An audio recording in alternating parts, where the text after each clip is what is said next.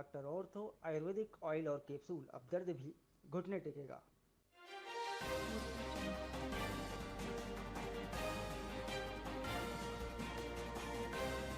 को भारी कीमत चुकानी पड़ेगी, गोली का जवाब गोले से मिलेगा।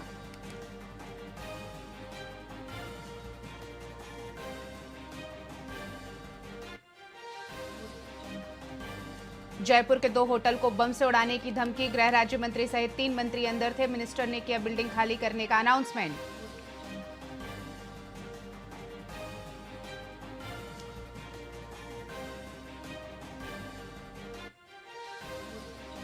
बीजेपी के राष्ट्रीय अध्यक्ष जेपी नड्डा जयपुर पहुंचे, कहा हमारी ओर जो आंख उठाएगा घर में घुसकर जवाब देंगे। पाकिस्तान ने घुटने टेक दिए।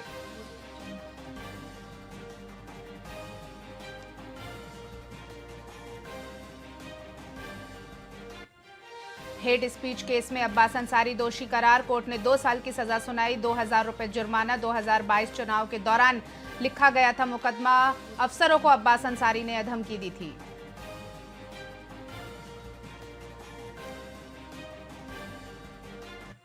और देश के 5 राज्यों में एनआईए की ताबड़तोड़ छापेमारी, आतंकी गतिविधियों में हुई कार्रवाई। दिल्ली, कश्मीर, महाराष्ट्र, यूपी और असम में छापेमारी।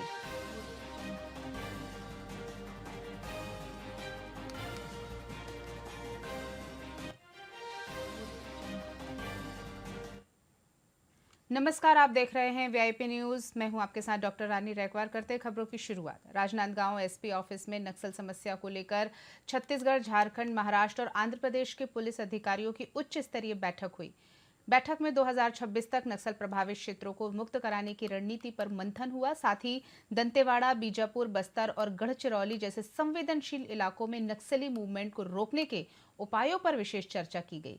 इस दौरान केंद्र सरकार के निर्देशानुसार नक्सल उन्मूलन के लिए ठोस कार्यवाही की भी रूपरेखा तय की गई।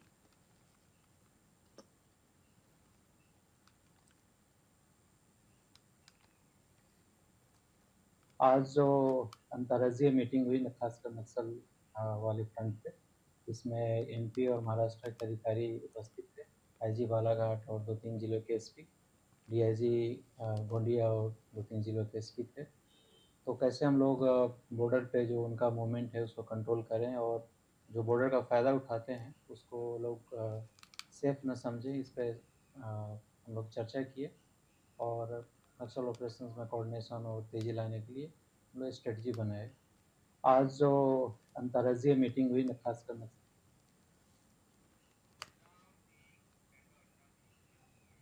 खबर राजनांदगांव से है। तहसील कार्यालय में एक जमीन विवाद को लेकर आरआई राजस्व निरीक्षक के साथ कुछ लोगों ने मारपीट कर दी। जानकारी के अनुसार जमीन दिखाने को लेकर विवाद बढ़ गया। जब आरआई ने साफ कहा कि वो केवल मालिक को ही जमीन दिखा सकते हैं, तो सामने मौजूद व्यक्ति ने अभद्रता शुरू कर दी और हाथ उठा दिया, जिसके बाद मौके पर मौजूद लोगों ने बीच बचाव किया। इसके बाद नाराज आरआई ने कोतवाली थाने में रिपोर्ट दर्ज कराई, जहां से आरोपियों को हिरासत में लेकर एसडीएम कार्यालय में पेश किया गया और उन्हें जेल भेज दिया गया।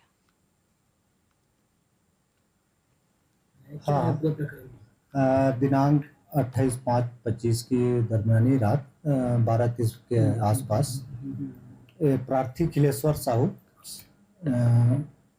बसंतपुर के रहने वाले अपने ट्रक से चिचोला से बरबसपुर की ओर जाने के लिए निकले थे। तभी कुछ सामान उनके बसंतपुर क्षेत्र से मंगाने के लिए वो भदुरिया चौक पे खड़ा था। उसी दौरान कुछ 3-4 लड़के आए और एक लड़का उसको मोबाइल छीन के भाग रहा था। इसमें छीना झपटी हुई और जब उसने दौड़ाने की कोशिश किया तो 3 लड़के और आए मोटरसाइकिल से, वो चाकू दिखा के मारने की कोशिश किया गया। दिनांक 28/5/25 की दरमियानी रात 12:30 के आसपास प्रार्थी खिलेश्वर साहू बसंतपुर के रहने वाले अपने ट्रक से चिचोला से बरबसपुर की ओर जाने के लिए निकले थे। तभी कुछ सामान उनके बसंतपुर क्षेत्र से मंगाने के लिए वो भदुरिया चौक पे खड़ा था। उसी दौरान कुछ 3-4 लड़के आए और एक लड़का उसको मोबाइल छीन के भाग रहा था। इसमें छीना झपटी हुई और जब उसने दौड़ाने की कोशिश किया तो 3 लड़के और आए मोटरसाइकिल से, वो चाकू दिखा के मारने की कोशिश किया गया। दुर्ग शहर के लखोली स्थित विजय अपार्टमेंट कॉलोनी में अज्ञात चोरों ने बंद मकान को निशाना बनाकर 20 लाख रुपए की चोरी को अंजाम दिया। आपको बता दें कि घटना के वक्त मकान मालिक परिवार सहित घूमने बाहर गए थे, जहां चोरों ने सोना, चांदी और नकदी चुराकर फरार हो गए।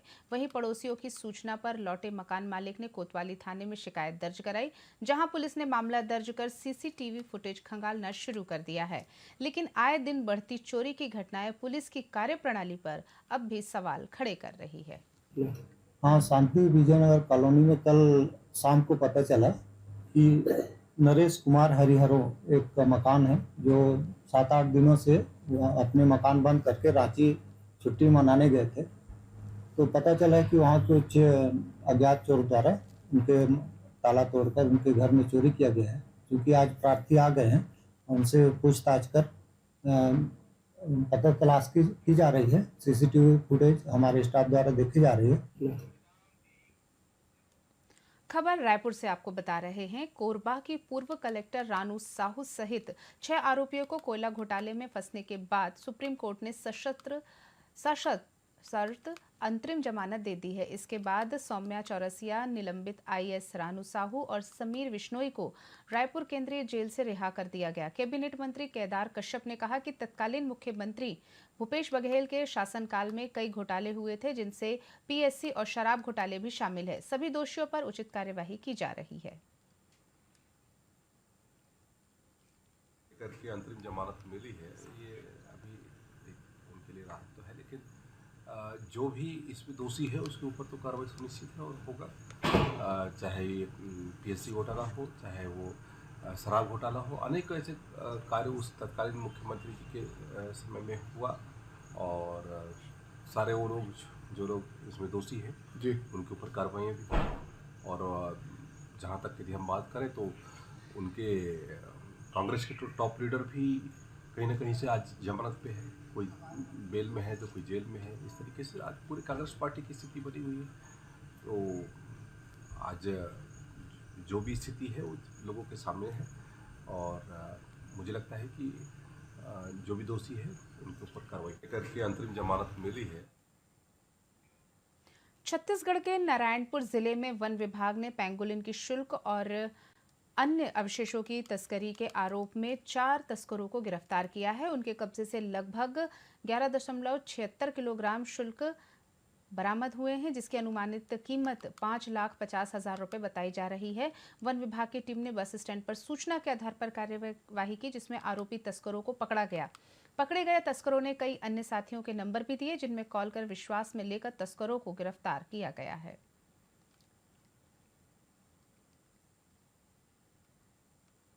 स्थानीय विधायक एवं माननीय हमारे वन मंत्री महोदय के दिशा निर्देश, सख्त निर्देश हैं कि वन्य प्राणियों की तस्करी, अवैध लकड़ियों की निकासी पर कड़ी से कड़ी कार्रवाई की जाए। उसी कड़ी में हम लोग मुखबिर लगा के रखे थे। हमारे इसके साथ में राज्य स्तरीय उड़न दस्ता दल भी शामिल था। मुखबिरी से सूचना ये मिली थी कि आज नारायणपुर में कुछ लोग पेंगोलिन के सल को लेके आने वाले हैं। तो उनके बताए हुलिया के अनुसार से हमने सादे वर्दी में कर्मचारियों को लगा के रखा था। बस स्टैंड में 2 व्यक्ति आए, तब हमने जो मोबाइल नंबर था, मोबाइल नंबर कॉल करने से वो तुरंत फ़ोन उठाया। उससे हमको पूरे क्लियर हो गया कि यही लोग हैं। हमने उनके घेराबंदी करके 2 व्यक्तियों को पकड़ा। उसी 2 व्यक्तियों को पकड़ के जैसे हमने अपनी गाड़ी में बैग वैग चेक करने के बाद देखे कि इसमें सल्क है, हमने तुरंत उसको गाड़ी में जैसे बिठाने की कोशिश की। 2 मोटरसाइकिल में 2 लोग और आए, वो अचानक उनको देख के वो भाग गए। उसके बाद इनको ला के, क्योंकि जो 2 पकड़े से पहले उनके नंबर थे उन लोगों का, उन्होंने उन्हीं के मोबाइल नंबर से हमने कॉल कराया उनको। तो बोले तुम लोग डरो मत, हम लोग अपने आदमी के साथ आ गए हैं, तुम लोग भी कहाँ पर हो बताओ तो हम लोग भी लेके तुमको यही बुला लेंगे, यही सौदा हो जाएगा। तब वो रुक गए। वो लोग फिर बांसशिल्प के पास हैं, बांसशिल्प के नारायणपुर के पास हुए। तो हमारे कर्मचारी आगे उन दोनों को, दोनों मोटरसाइकिलों में थे, वो अलग अलग आदमी थे, तो दोनों को गिरफ्तार करके लाया गया। उनका बैग चेक किया, उसमें भी उन्होंने सल्क रखा हुआ था। इस थाने में चंद्रनाहु कुर्मी क्षत्रिय समाज का प्रादेशिक सम्मेलन 31 मई व 1 जून को दुर्ग के ग्राम कोल्हीपुरी स्थित 36 फोर्ट में आयोजित हुआ। पहले दिन छत्तीसगढ़ के वित्त मंत्री ओपी चौधरी ने युवाओं को आर्थिक, सामाजिक व राजनीतिक मजबूती के लिए करियर गाइडेंस दिए। सम्मेलन के दूसरे दिन मुख्यमंत्री विष्णुदेव साय और पूर्व मुख्यमंत्री भूपेश बघेल के साथ प्रदेश भर के सामाजिक और राजनीतिक प्रतिनिधि भी इस कार्यक्रम में शामिल होंगे। ये महाअधिवेशन समाज को सक्षम और मजबूत बनाने के उद्देश्य से आयोजित किया गया है। आज एक कार्यक्रम है जिसमें अभी प्रथम सत्र के पहले दिन के हमारे ओपी चौधरी जी, हमारे वित्त मंत्री छत्तीसगढ़ शासन पधारे थे। विशेष रूप से भाई ललित चंद्राकर जी, भाई भी आया था, और भाई विनोद चंद्राकर जी जो प्रदेश के अध्यक्ष हैं समाज के, वो, और भाई प्रदीप चंद्राकर जी जो राज्य के अध्यक्ष हैं चंद्राव समाज के, उनके नेतृत्व में, उनके संगठन के मेजबानी में कार्यक्रम संपन्न हो रहा है।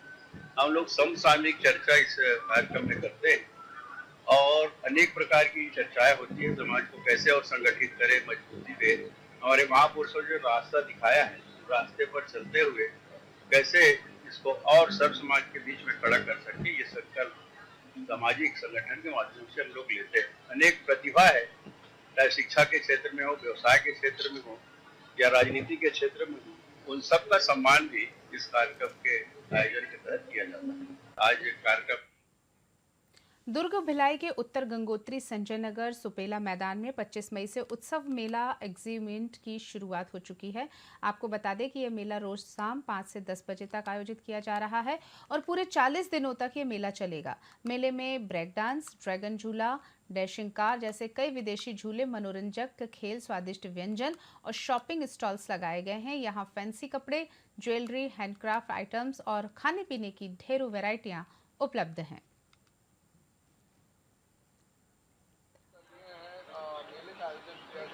यहाँ उत्सव मेला अम्यूजमेंट पार्क लगाया गया है। सभी के लिए, बड़ों के लिए, छोटों लोग के लिए झूला लगा है। 50 साल के, 40 साल के, 30 साल के बच्चों को भी, बड़े बुजुर्ग को भी झूला झूल सकते हो।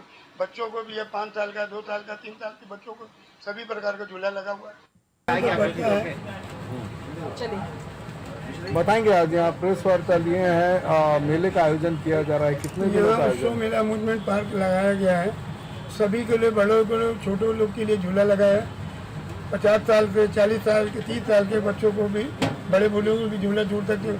बच्चों को भी है, 5 साल का, 2 साल का, 3 साल के बच्चों को सभी प्रकार का झूला लगा हुआ है और घूमने के लिए व्यवस्था पूरा है।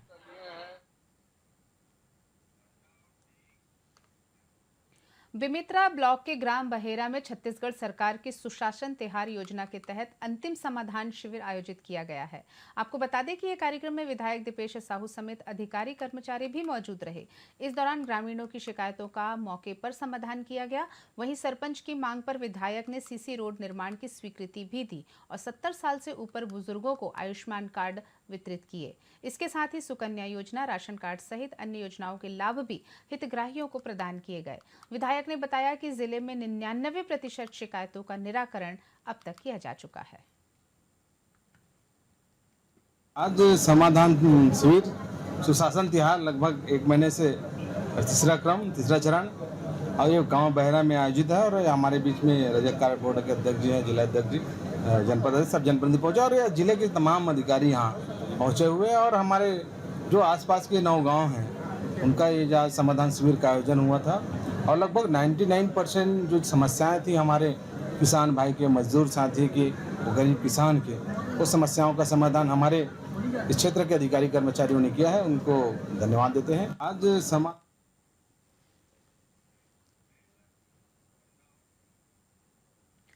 छत्तीसगढ़ की खबरों में फिलहाल इतना ही। दीजिए इजाजत। आप देखते रहिए वीआईपी न्यूज़। नमस्कार।